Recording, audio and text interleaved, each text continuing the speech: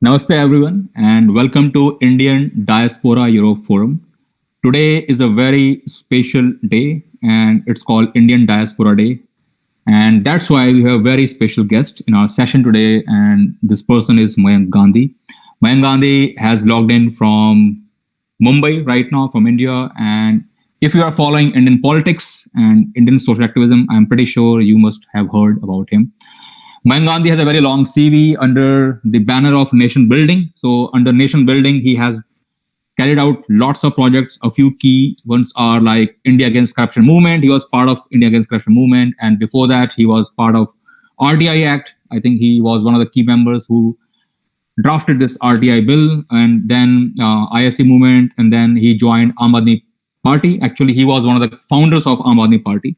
But in 2015, he quit politics, and then he moved completely into social activism and social work, and he started Global Parley Movement. And Global Parley Movement is a non-political movement, and it has transformed lives of hundreds of thousands and millions of farmers all over India, which has increased income of farmers from, you can say, 2 times to 10 times up to 15 times, and which is about how to diversify the crops and fruit plantations, tree plantations.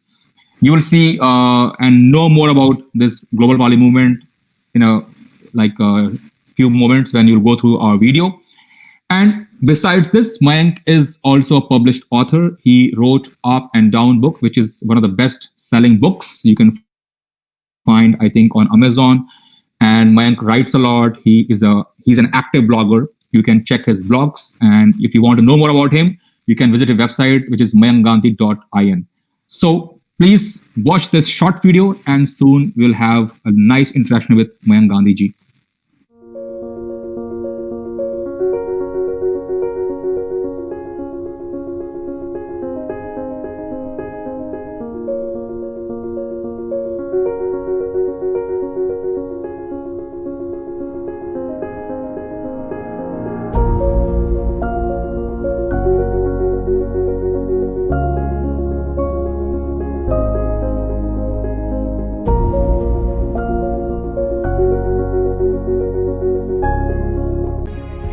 हमारे गांव में जो global Worli की team ने जो water से development का काम किया है, उसकी बदौलत हमारे गांव में अब बहुत पानी है। पहले हमारे गांव का जो पानी था वो 400 से 500 फीट तक था। अभी वो काम होने के बाद हमारे गांव का पानी का लेवल 50 से 70 फीट तक आ गया है।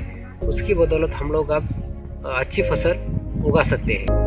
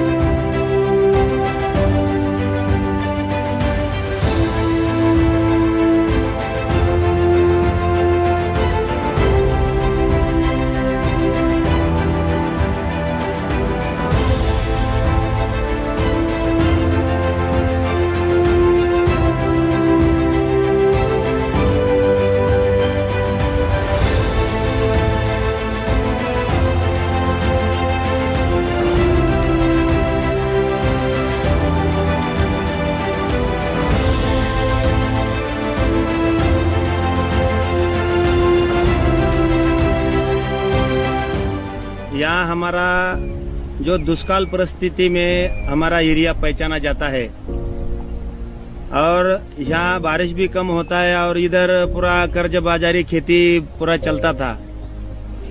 और मैं वो सोयाबीन, कपास, बाजरी, हाइब्रिड ऐसा पिक लेने वाला किसान था। उसके बाद इसका सेवगे का जो उत्पन्न चालू हो गया, तो ऐसा हम सपने में भी नहीं सोचते कि खेती में इतना पैसा निकलता है करके। पहले हम तो वो पैसा देख के हमारा विश्वास भी नहीं होता था कि 1 एकड़ में इतना पैसा खेती किसान को मिलता है। बाद में जब चालू हो गया तो एक झाड़ को 10-15 किलो माल निकलने लगा। अच्छा से पैसा मिल गया। अपना वो कपास निकाल के फेंक देना पड़ता है, वैसा ये सेवगा का नहीं, 7-8 साल चलता है वो, अच्छा संभालेगा तो।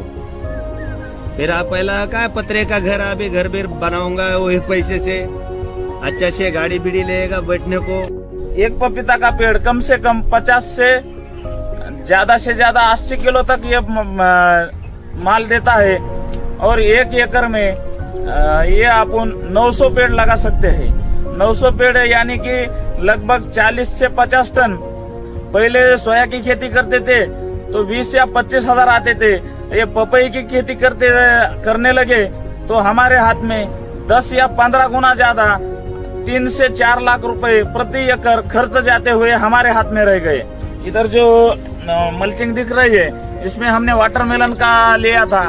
वाटरमेलन का एक एकड़ में खर्चा जाते हुए हमको कम से कम 1.25 लाख रुपए रह गए। मैं एक गरीब किसान था और आत्महत्या करने को निकला था, और गुलवल परड़ी आई। गुलवल परड़ी ने सीताफल लगाने का मार्गदर्शन किया और उन्होंने अच्छे पेड़ लाके मुझे दिए सीताफल के। और मार्केट में जो सीताफल 20 रुपए 30 रुपए किलो जाता था, वो सीताफल आज 120-130 रुपए से जा रहा है। मैं 1 एकड़ में 3 से 5 लाख रुपए कमा सकता हूँ, ऐसी मेरी आशा है और मैं खुश हूँ। तो खूब इनकम मल्टीप्लाई होगी। ये रिजल्ट देख के आजू बाजू के एरियाज के किसान हमारे पास आए कि हम भी लगाना चाहते हैं। तो इस साल 2020 में कोरोना का चैलेंज होने के बावजूद हम लोग ने 20 लाख से ज्यादा फल के पेड़ लगाए।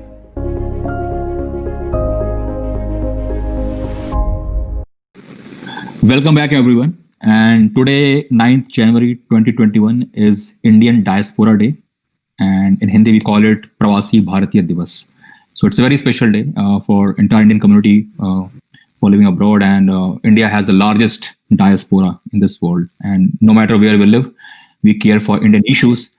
And that's why here today we are inviting Mayank Gandhi to discuss one very important issue. So welcome, Mayank, to our forum. Thank you for inviting me, Chit. It's always been a pleasure to talk to Indians across the world. Thank you very much, Mayank, finding time for us.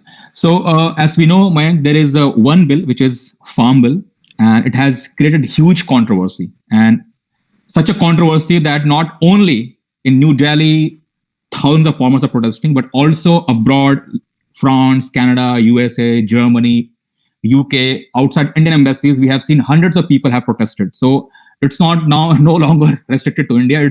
It has become global, and lots of global political leaders have given their statements like for different reasons against this bill. So now I would like to know from you and even the wider audience that in a very layman's term, what exactly is this bill? Like why it's so controversial? I would like to take you back to 1991, and Indian economy was shackled, and there were license raj, and people could not sell, could not put up factories, could not do economy because of a lot of restrictions. I think the Indian agriculture sector was also a kind of a shackle because the farmers had to compulsorily sell it in their own state to the mandis, which are the markets, and through agents. So I think it was time, and all the political parties across the spectrum in their manifesto had talked about unshackling the Indian economy and unshackling this Mandi Raj. So I felt that it was high time that the government moved towards that, to make it open for any farmer to sell anywhere across the country through any other person, and it need not go through the mandis, it not go through the middleman. Because just typically I will say that the papaya that we are selling at 10 rupees in Parli to the wholesaler is finally sold to the consumer at 50 rupees. That is the kind of gap and the kind of money that the middleman is making. And I thought that it was time that the government moved towards that. And there was complete agreement across the political spectrum because the Congress, the Aam Aadmi Party, the Communist, everyone were talking about unshackling the. Yeah, so I was saying that very similar to the 1991 opening up of economy, this bill will be the opening up of the agri sector and will give a major shift to the push to the agri sector, and it is visible now everywhere. But what the problem is that in Punjab or in western Uttar Pradesh and some part of Haryana, they are growing wheat and rice. Most of the land they are growing that, and wheat and rice is bought by the government at MSP, which is quite comfortable to the farmers.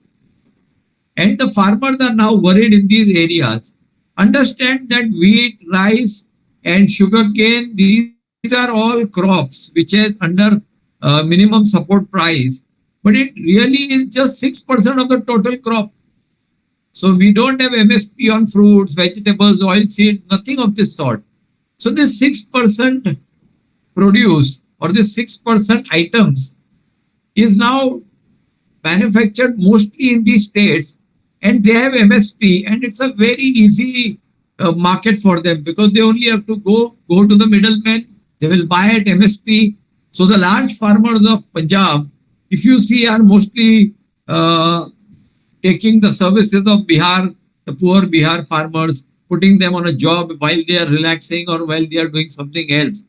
So this whole very cozy, very lazy kind of an agriculture work that was being done in this section of the country might be challenged if the mandi system is, if there is an alternative given to the mandi system. So the government is not talking of removing mandi, the government is not talking of removing MSP, but there are certain projections that maybe after so many years, the mandi will become redundant or the MSP will become redundant. These are all doomsday scenarios. So a section of the farmer who are mostly growing these products are trying to tell the government that you need to take back the entire bill. So I understand that there are certain concerns. I understand that the government should address them and should talk to them, which I'm happy to say that the government is in conversation with the farmers for a long time. There are many forces which are against the government which have joined this movement, but that is natural in a democracy. To pin down the government, the opposition will come into the whole thing. But this stand that is being taken by the government that we will not, you have to take back the entire bill, to my mind is not right. The government should talk, you should talk, there should be discussion, you should narrow down your differences. But to say that it is either my way or the highway, and 90% of the farmers in the Western India, in the Southern India are all in favor of the bill.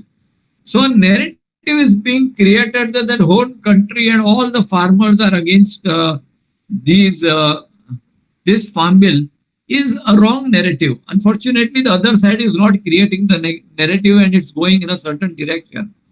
But it is very, very essential to understand that this is not like all the farmers are against the bill. A section of the farmer which is in a geographical area is against the bill. To my mind, this is one of the finest piece of legislature, and it will open up the entire economy for the farmer and change this fate of this nation in a very positive manner. Great, Mayank, and you have explained beautifully. So you are saying that as per this proposal, government is going to keep the mandis, which we call APMC, and MSP also, plus they are giving options to farmers to go and sell to private players also, correct? One thing you need to understand that we are a wheat and a rice surplus nation. The wheat production and the rice production is far more than what we need. And then they are stored at school, we are storing them. We don't know what to do with it. And they are growing at 8 to 9%. and the government is going under a loss of 2 lakh crore rupees per year just for storing and looking after it. Now imagine every year we are growing this, the yield is increasing by 8 to 10%. In 10 years' time, the amount of wheat and rice which we will have to store will become so large that the economy is going to be affected tremendously. So there is a need to change the cropping pattern. The cropping pattern, just rice and wheat, is not adequate and needs to change into fruits, vegetables, oilseeds, and many other things. So you're saying there is a strong need to diversify the agriculture sector, correct? Not only dependent on wheat and rice. And you mentioned about Bihar also, and I was watching a talk by Ashok Gulati, who's a very well-known professor and a leading figure in the agriculture sector. Yeah. Professor Gulati was saying that Bihar has done quite well after the abolition of APMC and MSP. Do you have any insight on that? Like, do you have any data like from Bihar or any other states? See, the main comparison is Bihar and Punjab. That Bihar is not doing well, even though they have removed the APMC Act. So I just looked at some figures. Till 2006, the agri GDP of Bihar was increasing at 5.3%, while India's agri GDP was increasing by 6.8%. But in 2006, when they removed the APMC and removed the mandis, suddenly there was a jump in the agri GDP of Bihar. So it became in double digits. So for 10 years, it was 11.7% Bihar's growth, while India's growth was 8.3%. And after 2017, Bihar is growing by 13.3%, while India is growing by 7.5%. So while Bihar was so poor that if you look at the numbers, Bihar is still the lowest in the country. But it is not because of APMC. APMC Act has actually reduced the gap between the worst and the second worst. So Bihar has started doing well. But I must, instead of talking about these numbers, I must talk about myself and the farmers with whom I am working. Remember, I am working with around 4,000 villages. Now, these farmers had earlier an issue of selling their crops outside the state. They had to sell through mandis, they had to sell through agents. But right now, because of the bill, and right now because of some proactive steps taken a few years back, they are now selling most of their material. I'm growing papayas, thousands of tons, but they are mostly sold in Delhi, in Noida, in Calcutta, in Madhya Pradesh, in Mysore, at good prices.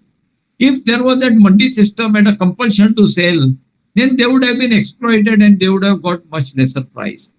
So now the traders come from all those places. They cut the fruits themselves, they measure it and pay to the farmers in the farm itself. So I mean, I just don't understand this logic of restricting farmers to only selling in certain areas through certain people. That logic escapes me. I like the fact what they are doing and opening up the entire agri sector. Okay. When some critics of this bill are saying that they have concerns with private players entering into and the hoarding, the entire hoarding, they will hoard lots of foodstuffs and vegetables and then they will inflate the prices. What is your take on this? If you read the bills carefully, it is very clearly written that if there is a hoarding beyond a certain point, then they will not allow that and penal actions will be taken.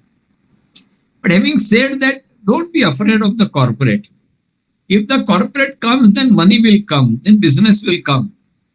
So I welcome corporates. Why are we afraid of them? In 1991, we were also afraid that once you open up the economy, there will be people who will come. Because there are restrictions on storing and then it will not work economically. You have to work. The whole world works on economies of scale. But if there is a misuse, abuse, then penal action should be definitely done. But don't be afraid. I mean, I remember in 1991, there were 7 Bharat Bandhs. And this huge fear mongering that if the whole country is going to be sold out. But nothing like that happened. We should be self-confident. We should be sure that this country, we are more than capable of taking care of others. Great, Bank. And then there is also one fear among political activists and farmer community is that they are not allowed to go and appeal against these corporates at higher courts. I think they have to sort it out at the district level, at lower level. So, what do you think? Like, I think yes, that was true. But in the negotiation that has happened, the government has clearly given indication that it is willing to open up to the higher courts also. great. So I'm just saying there may be aspects, and there are aspects in the bill which need to be discussed and improved upon. Just don't talk about throwing the baby with the bathwater. Sit with the farmers. Whatever are the concerns, please address them. Farming is the backbone of this country. Farmers are the backbone, and we must hear their legitimate concerns and address them. But this kind of a dadagiri, I would say, either you throw away all the bills or we will not stop the agitation, even if Supreme Court tells us, is kind of improper. Yes, and even if you look at the Indian data, I believe almost 17 states have already abolished this APMC and MSP. They are already open to private sector, and there are only few states are left. And also, as you mentioned rightly, like only 6% farmers are falling in this MSP category. So 94% farmers are already selling outside of it. So only for the 6%, for the sake of 6% farmers who are mostly coming from maybe Punjab, Haryana, and like maybe Western UP, we shouldn't stop and all repeal all three bills. I'll make one correction. Yes, please. Out of the items that are sold, only 6% are under MSP, which does not mean that 6% of the total farm produce is under MSP. So that Okay. is just one small correction I wanted to make. And this 6% could be only taken by rice and wheat, correct? Or which? Rice, wheat, and sugarcane, etc. Okay. Very few items. And but some people also saying like because certain food products are very essential, for of essential needs, so they should always be kept under MSP and mandi system only. Otherwise, it will destroy the whole agri sector. That was true some decades back. Today, we are the second largest producer of agriculture in the world. We have so much surplus. This is no longer that Shastriji time where we had to go hungry once a week because there was so much shortage of, and we had to get that American PL40 rice, which was not fit for cattle. Those are old days. We are now a very, very agriculture rich country. There's nothing to worry about. And Mayank, because you are working with Global Pali Movement, it's your baby project. So would you like to share something there, like how the life was before the mandi system, like when the mandi system was and after, like, when you were working outside mandi system? See, the people were growing cotton and soya most of the time. And cotton or soya was an easy sale because there were ginning mills everywhere and soya buyers everywhere. So even though they had access to more remunerative crops, they were afraid that this mandi and this middleman will not allow them to sell at the price that the market is. So they used to mostly grow this and earn 10 to 12, 15,000 rupees an acre. So when we took them on and we said, why don't you change the cropping pattern and you grow fruits, etc., they were worried. How will we sell it? So the country is to change the cropping pattern for two reasons. One is that where we have surplus plant, like wheat and rice, we need to change to some other crop. And others are like cotton and soya, etc., where it is not remunerative, where farmers are committing suicide, where there is no money on the table. That crops also need to be changed to remunerative crops. So changing cropping pattern is going to be the most important aspect of anything that one does in the agriculture sector. Brilliant, Mayank. And is it also true that I read somewhere on your website of Global Pali that since you started this whole campaign and the way the farmers were working earlier and now under your leadership, the income of farmers has increased from 2 times to up to 20 times. How true it is? No, the government had certain consideration for improving it 2 times. But I think may not reach that figure by Mhm. 2024. But the model that we have done, we are increasing the income of farmers between 5 to 15 times. And we are made this model in the worst area of the country where highest farmer suicides were taking place, where there was 6 droughts in the last 8 years. So when we created this proof of concept for the entire nation, we selected the worst area and demonstrated in the last 3 years that you can increase the income by multiple times, not just doubling it. So I think somewhere there is a lesson for the government also, that how do we encourage, motivate, how can we create a diversification fund so that the farmers can be led, can be motivated to change their cropping pattern. There needs to be a great amount of debate, but there is no debate on the fact that the cropping pattern needs to be changed. Okay. But are you by any chance in touch with government bodies, guiding them on implementing this model?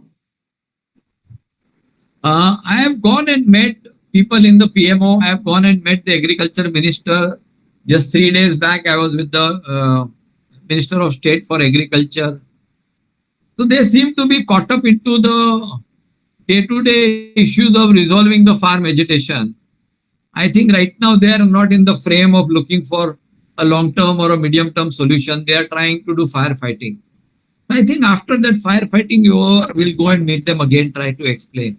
They all appreciate the fact, but they are not able to take action because they are in a firefighting mode.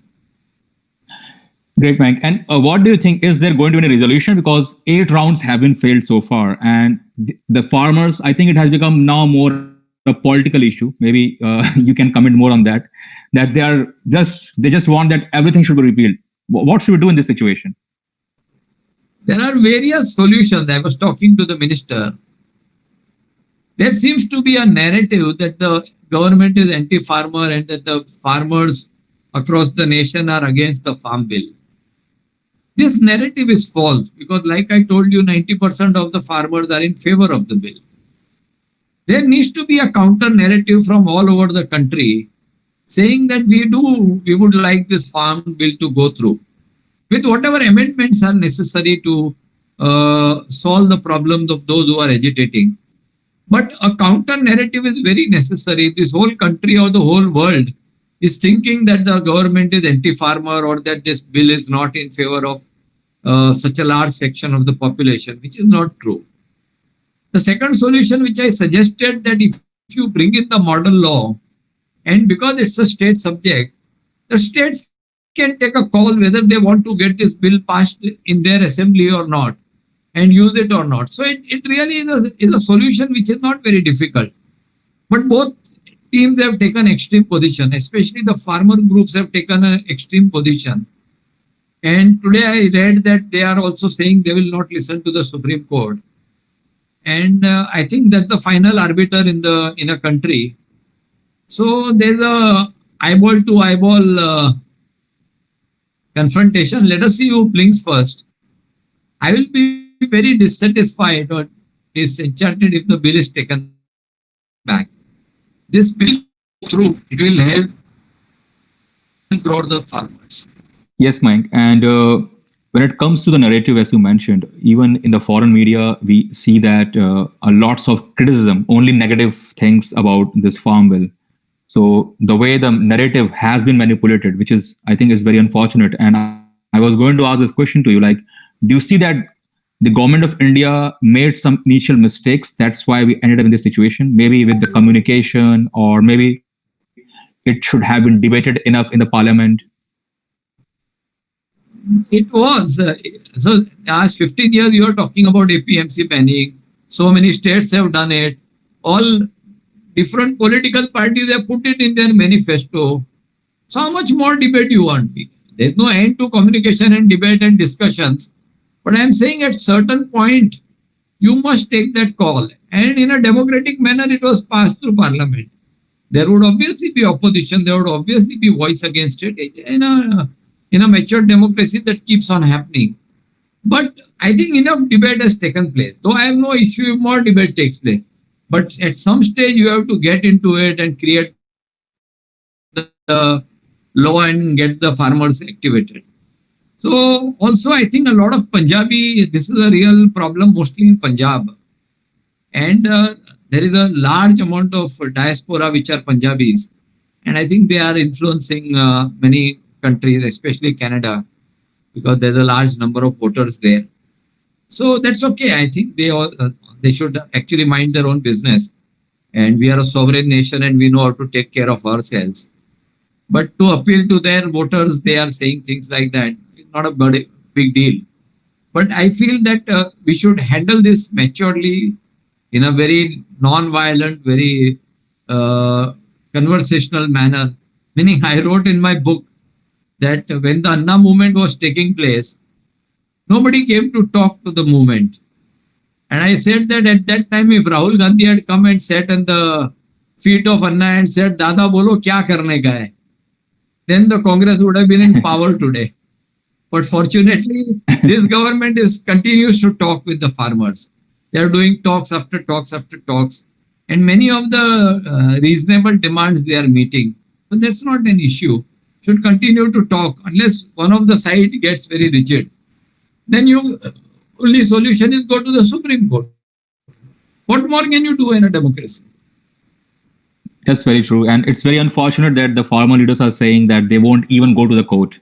Like Supreme Court is the Supreme Court of sovereign country. These are all stands that you take to negotiate. So I won't take it very seriously. Okay, good to know. And Mayank, as an individual, like when it comes to you, do you see, I'm not sure if you have gone through in detail of all these bills and what they contain. Do you see any room where you think that they can make this changes or this could be improved, like, and then they should go ahead and pass it? I felt that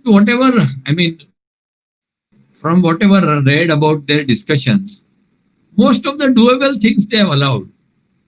They are listening, they are saying, okay, you want a mandi, will continue mandi. You want MSP, will continue. Now, what more do you want? I don't know. There are these issues which you raised about going to higher court. That also they have allowed. So there were issues about that paralis burning. That also they have reviewed. So almost all the points that I understand they have done. But if they take a stand that you need to repeal the laws, then I don't think the government should agree. And they should give it to the Supreme Court to take the final decision.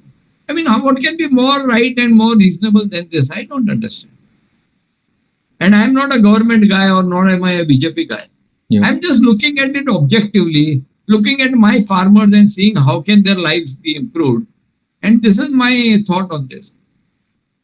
And considering climate change issues also, and as we all know that we are all facing this climate crisis, and especially now when it comes to Punjab, they are mostly growing wheat and rice, and it's not good for them because the water levels are going down. Actually, the paddy field should be grown in West Bengal. So even considering the nature, growing certain crops are not in favor of these farmers. And Captain Amrinder Singh also wrote, I think, few articles, and he said in the past, they have diversify. And so I don't know why they are so reluctant and they are just on the way to commit suicide. Some of these crops are not very friendly to the environment. And sugarcane, for example, rice, for example. And there is a need to diversify from that. And most importantly, we have so much surplus. So it's not as if there's a shortage and we are doing it. There's so much surplus because it's easy to sell, easy to make money. You keep on doing that. So in a way, I would feel that there needs to be a long look at the whole way we are doing agriculture and maybe rethink or relook at it. And as you mentioned always, and referring this bill with 1991 economic reform, and as we can see that in the past 30 years, India's IT industry especially and biotechnology, this whole vaccine world, we are the best in the world. So there is also possibility that after this agriculture reform in coming years, or let's say after 10 years, India will be the best when it comes to fruits and vegetables export. Maybe we are already at third position or second position. We can go on the top and we can contribute more to Indian GDP. We are the second largest producers of fruits. And our export is 3%. Okay. And China is the largest exporter, and today people are a little reluctant to buy from Chinese. So it's a kind of an opportunity to improve the quality and the thing of whatever we are growing, the yield, post-harvesting processes, and export in a large way to the rest of the world. It's an opportunity waiting to be grabbed. And this bill is also going to push us to become a $5 trillion economy by 2025, most probably, correct? Which is the vision of our It country. is the government's desire. I am not very sure that we will reach that. Okay. But let us hope that we do. Okay. And how, Mayank, this COVID situation has impacted the farmers? Because you're working with farmers and every day, how you see... I think out of all the sectors, the agri sector has been impacted the least. Mhm. A lot of people have migrated to villages, and villages are doing much better than cities now. And this bill can give a severe impetus to this whole thing. So, Mayank, talking to you, it seems like this bill is very positive for this country, and we must definitely go ahead with this. We should be open to listen different ideas, opinions, and good suggestions and modify it, but we should definitely go ahead with this bill. Absolutely. And the last thing, Mayank, do you think like those 90% people who are sitting silently and they support the bill, they should also come on the street to protest in support of this bill? In India, nobody comes on its own. I was just telling that the other states should also, their political party should bring people out to voice their concerns, voice their support, voice their ideas and voice their opinions on this. So there is a need for political parties to get into the whole thing. It cannot just be an anti-bill movement, especially when 90% of the... So everywhere in a democracy, the naysayers win, who keeps on saying no, no, no. Even though they may be a small minority, they generally win because then they will create enough voice and noise for them to be heard, which is exactly what is happening. So the silent farmers need to get a voice. Great, Mayank. And Mayank, any last message to the viewers, no matter they are sitting in India or outside India, around this bill? For the farm bill, all I would say is let's roll with the punch. It's going to be another week, 2 week, 3 week, 4 week. But India's agriculture and India as a nation is going to come up. We are a great nation. We have a great civilization. We have fantastic people. This country is going to become one of the greatest countries in the world in the recent future. Keep your hope. Thank you so much, Mayank. Great to hear this. And we hope that your all words will come true and we will see this country shining and thriving at national and international level. So on behalf of Indian Diaspora Europe, Mayank Gandhiji, thank you so much for giving your time, sharing your wisdom. And I just want to tell, we appreciate what the diaspora is doing for the country and their love for the nation. I wanted to thank the entire diaspora on behalf of our Indians, that you also are Indians who are outside. We are also Indians inside. We are all one. Absolutely. Great. And thank you very much once again, Mayank ji, and keep doing the great work which you are doing and keep changing lives of millions of Indians, which you are already doing. And I will say thanks to all the viewers who are watching this Indian Diaspora Europe Forum, no matter in which part of the world you are sitting. And please keep watching this forum because we are having great discussions with lots of intellectuals, public leaders from India who are living in India and outside India. So once again, thank you and have a nice day.